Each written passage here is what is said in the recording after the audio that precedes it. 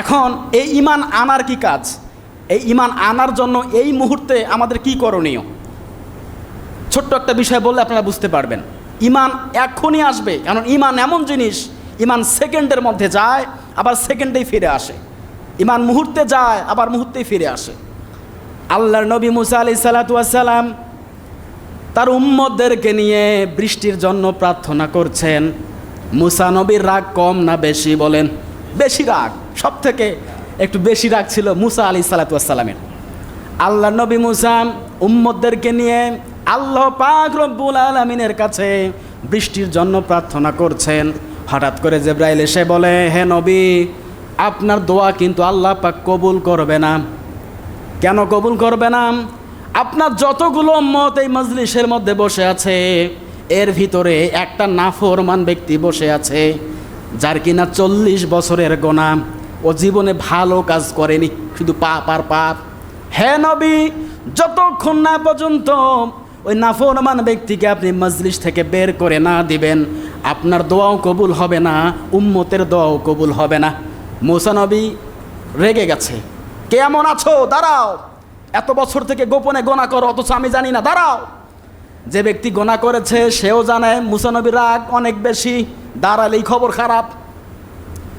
আল্লাহ পাককে বলে, রব্বুল আলামিন, কে এই গুনাহগার ব্যক্তি, তার নামটা আমাকে বলে দেন।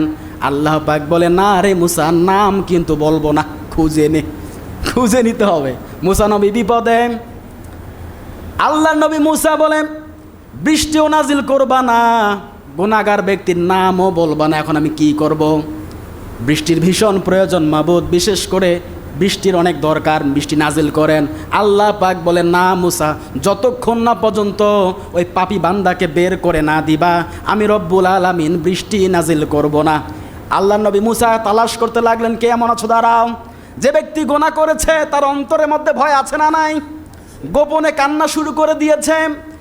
ও জানে মুসা নবী যদি আমাকে একবার শনাক্ত করতে পারে যে আল্লাহ পাক রব্বুল আলামিন আমার কথা মুসাকে জানিয়ে দিতে পারে, সে রব্বুল আলামিন মুসাকে আমার নামটাও বলে দিতে পারে কি পারে না বলেন? অবশ্যই পারে, কিন্তু আল্লাহ পাক এখনো নাম বলে নাই। সে ব্যক্তি গোপনে চিন্তা করে কান্নাকাটি শুরু করে দিচ্ছে।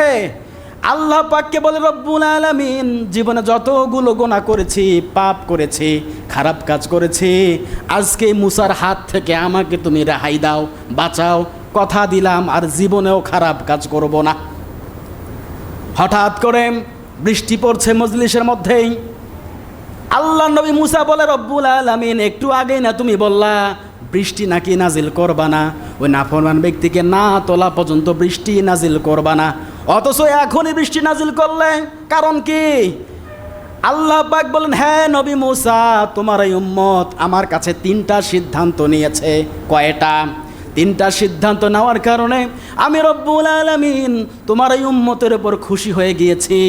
আমি খুশি হওয়ার পরে এখনই বৃষ্টি নাজিল করে দিলাম। বলে আল্লাহু আকবার। সেই 3টা সিদ্ধান্ত? আল্লাহর নবী মুসা আলাইহিস সালাতু ওয়াস সালামের জামানায় 3টা সিদ্ধান্ত নিয়ে ওই বান্দাকে যদি আল্লাহ পাক মাফ করতে পারে, আমরা তো মুহাম্মদ রাসূলুল্লাহর উম্মত, কথা বলেন ঠিক কিনা?